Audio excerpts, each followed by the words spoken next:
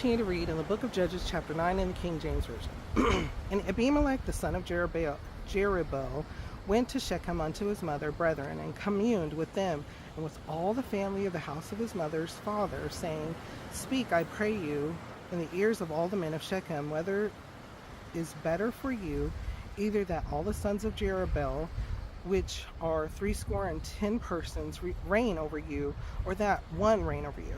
Remember also that I am your bone and your flesh. And his mother's brethren spake of him in the ears of all the men of Shechem all these words, and their hearts inclined to follow Abimelech, for they said, He is our brother. And they gave him 70 pieces of silver out of the house of Baal-berith, wherewith Abimelech hired vain and light persons which followed him. And he went unto his father's house at Ophrah, and slew his brethren, the sons of Jerubbaal, being 70 persons, upon one stone. Notwithstanding yet Jotham, the youngest son of Jerubbaal, was left, where he hid himself. And all the men of Shechem gathered together, and all the house of Milo, and went and made Abimelech king by the plain of the pillar that was in Shechem. And when they told it to Jotham, he went and stood on the top of Mount Gerizim, and lifted up his voice, and cried, and said unto them, Hearken unto me, ye men of Shechem, that God may hearken unto you. The trees went forth on a time to anoint a king over them, and they said unto the olive tree, Reign thou over us. But the olive tree said unto them, Should I leave my fatness, wherewith by me thy honor God and man, and go to be promoted over the trees? And the trees said to the fig tree, Come down, reign over us. But the fig tree said unto them, Should I forsake my sweetness and my good fruit, and go to be promoted over the trees? Then said the trees unto the vine, Come down, and reign over us. And the vine said unto them, Should I leave my wine, which cheereth God and man, and go to be promoted over the trees? Then said all the trees unto the bramble, Come down, reign over us. And the bramble said unto the trees, If in truth ye anoint me king over you, then come and put your trust in my shadow, and if not, let fire come out of the bramble, and devour the cedars of Lebanon. Now therefore, if ye have done truly and sincerely, and that ye have made Abimelech king, and if ye have dealt well with Jerubbaal and his house, and have done unto him according to the deserving of his hands, for my father fought for you, and adventured his life far, and delivered you out of the hand of Midian. And ye are risen up against my father's house this day, and have slain his sons 70 persons upon one stone, and have made Abimelech the son of his maidservant king over the men of Shechem, because he is your brother. If ye then have dealt truly and sincerely with Jerubbaal and with his house this day, then rejoice ye in Abimelech, and let him also rejoice in you. But if not, let fire come out from Abimelech, and devour the men of Shechem and the house of Milo, and let fire come out from the men of Shechem and from the house of Milo, and devour Abimelech. And Jotham ran away and fled, and went to Beer, and dwelt there for fear of Abimelech his brother. When Abimelech had reigned 3 years over Israel, then God sent an evil spirit between Abimelech and the men of Shechem. And the men of Shechem dealt treacherously with Abimelech, that the cruelty done to the 70 sons of Jerubbaal might come, and their blood be laid upon Abimelech their brother, which slew them, and upon the men of Shechem, which aided him in the killing of his brethren. And the men of Shechem set liers in wait for him in the top of the mountains, and they robbed all that came along that way by them. And it was told Abimelech. And Gaal, the son of Ebed, came with his brethren, and went over to Shechem. And the men of Shechem put their confidence in him. And they went out into the fields, and gathered their vineyards, and trode the grapes, and made merry, and went into the house of their God, and did eat and drink, and cursed Abimelech. And Gaal, the son of Ebed, said, Who is Abimelech, and who is Shechem, that we should serve him? Is not he the son of Jerubbaal, and Zebul his officer? Serve the men of Hamor, the father of Shechem, and for why should we serve him? And would to God this people were under my hand, then would I remove Abimelech.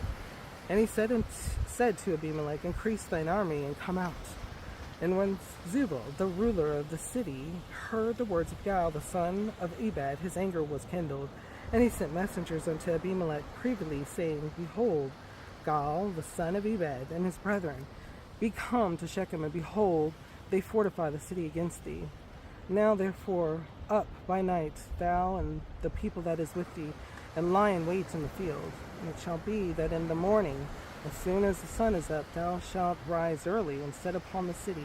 And behold, when he and the people that is with him come out against thee, then mayest thou do to them as thou shalt find occasion. And Abimelech rose up, and all the people that were with him by night, and they laid wait against Shechem in 4 companies. And Gal, the son of Ebed, went out and stood in the entering of the gate of the city. And Abimelech rose up, and the people that were with him, from lying in wait. And when Gal saw the people, he said to Zebul, behold, there come people down from the top of the mountains. And Zebul said unto him, thou seest the shadow of the mountains, as if they were men. And Gal spake again, and said, see, there come people down by the middle of the land, and another company come along by the plain of Meonim. Then Zebul unto him, where is now thy mouth, wherewith thou saidst, who is Abimelech, that we should serve him?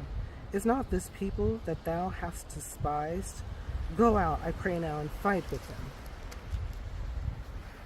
them. And Gal went out before the men of Shechem and fought with Abimelech. And Abimelech chased him, and he fled before him. And many were overthrown and wounded, even unto the entering of the gate. And Abimelech dwelt at Aramah, and Zebul thrust out Gal and his brethren, that they should not dwell in Shechem. And it came to pass on the morrow that the people went out into the field, and they told Abimelech. And he took the people, and divided them into 3 companies, and laid wait in the field, and looked. And behold, the people were come forth out of the city, and he rose up against them, and smote them. And Abimelech and the company that was with him rushed forward, and stood in the entering of the gate of the city. And the 2 other companies ran upon all the people that were in the fields, and slew them. And Abimelech fought against the city all that day, and he took the city, and slew the people that was therein, and beat down the city, and sowed it with salt. And when all the men of the tower of Shechem heard that, they entered into a hold of the house of the god of Berith. And it was told Abimelech that all the men of the tower of Shechem were gathered together. And Abimelech gat him up to Mount Zalmon, he and all the people that were with him. And Abimelech took an axe in his hand, and cut down a bow from the trees, and took it, and laid it on his shoulder, and said unto the people that were with him, what ye have seen me do, make haste, and do as I have done. And all the people likewise cut down every man his bow, and followed Abimelech, and put them to the hold, and set the hold on fire upon them, so that all the men of the tower of Shechem died also, about 1,000 men and women. Then went Abimelech to Thebez, and encamped against Thebez, and took it. But there was a strong tower within the city, and thither fled all the men and women, and all they of the city, and shut it to them, and gat them up to the top of the tower. And Abimelech came unto the tower, and fought against it, and went hard unto the door of the tower to burn it with fire. And a certain woman cast a piece of a millstone upon Abimelech's head, and all to break his skull. Then he called hastily unto the young man, his arm-bearer, and said unto him, draw a sword, and slay me, that men say not of me, a woman slew him. And his young man thrust him through, and he died. And when the men of Israel saw that Abimelech was dead, they departed, every man unto his place. Thus God rendered the wickedness of Abimelech, which he did unto his father, in slaying his 70 brethren. And all the evil men of Shechem did God render upon their heads, and upon them came the curse of Jotham, the son of Jeroboam. Okay, huge amount, sermon upon sermon here. Very large chapter, verse 9 of the book of Judges, talking about what happened and how this curse came about because one of the sons of Gideon decided to slay all the rest of his family members. And correct me if I'm wrong in the comments. And so only one of them survived. Another one, so there were only two left. And one of them survived. One of them became the leader, and one of them left.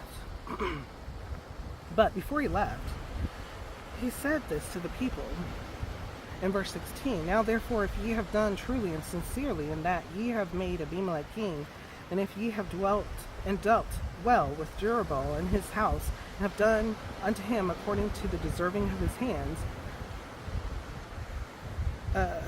if in the verse 19, if ye then have dealt truly and sincerely with Jerubbaal and with his house this day, then rejoice ye in Abimelech, and let him also rejoice in you. But if not, let fire come out from Abimelech and devour the men of Shechem and the house of Milo, and let fire come out from the men of Shechem and from the house of Milo and devour Abimelech. So he told them, if this was just, if you guys did everything that was correct and you made this person the leader because of being justly and had sought the Lord, basically, then okay, more blessings and honor. But if not, what did he say? What did he say? He said, but if not, let fire come out from Abimelech and devour the men, and fire come and vice versa, basically. So he told them, if this was not just and righteous, it was going to end up in corruption. It was going to end up in destruction. And guess what happened? It ends up in destruction within the same chapter. We read the whole thing, bringing past to present. Do you see where we get in our seeking the Lord's wisdom and following in his guidance, how that just and righteousness follows and flows along with it? When we go on our own thoughts and feelings without the Lord, that's when the catastrophes happen. That's when the fire comes out. That's when the destruction happens. So when we are seeking a life with the Lord, we can see peace, we can see rest, we can see his wisdom. But when we are not seeking his word, when we are not seeking him, then understand that, yeah, bad things are gonna definitely come upon us. And the only person that we have left to blame is ourselves. But there's still forgiveness, because the Lord loves us just that much. Before we go on, though, to our last chapter, what kind of thoughts or feelings come to your mind when we read over this? How does it make you feel, and what does it make you think?